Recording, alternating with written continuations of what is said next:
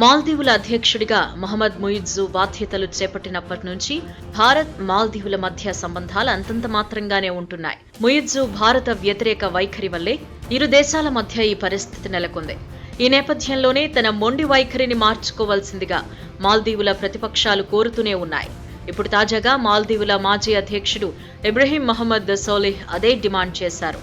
మొండిగా ఉండడం మానేసి మాల్దీవులు ఎదుర్కొంటున్న ఆర్థిక సవాళ్లను పరిష్కరించేందుకు పొరుగు దేశాలతో సంబంధాల్ని మెరుగుపరచడంపై దృష్టి సారించాలని కోరారు.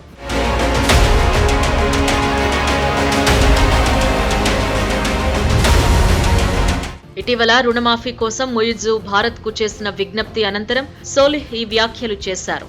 మాల్దీవియన్ డెమోక్రాటిక్ పార్టీ పార్లమెంటరీ అభ్యర్థులకు మద్దతుగా మేల్లో నిర్వహించిన ఓ ఈవెంట్లో సోలిహ్ మాట్లాడుతూ పొరుగు దేశాలతో ముఖ్యంగా భారత్తో ఉండాల్సిన సహకార ఒప్పందాల అవసరాన్ని నొక్కి చెప్పారు.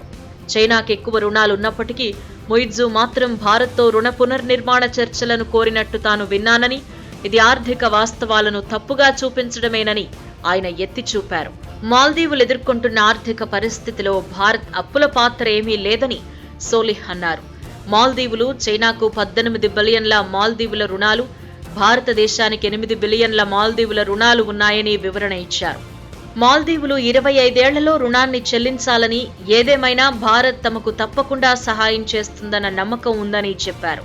ఇప్పుడున్న పరిస్థితుల్లో పొరుగు దేశాల నుంచి సహాయం పొందాలంటే ముయిజ్జు తన మొండి వైఖరిని పక్కనబెట్టి భారత్తో చర్చల మార్గాన్ని అనుసరించాల్సి ఉంటుందని సోలిహ్ సూచించారు. తమకు సహాయం చేసేందుకు అనేక పార్టీలున్నాయని, కానీ ముయిజ్జు మాత్రం రాజీ పడడానికి ఇష్టపడడని దుయ్యబట్టారు.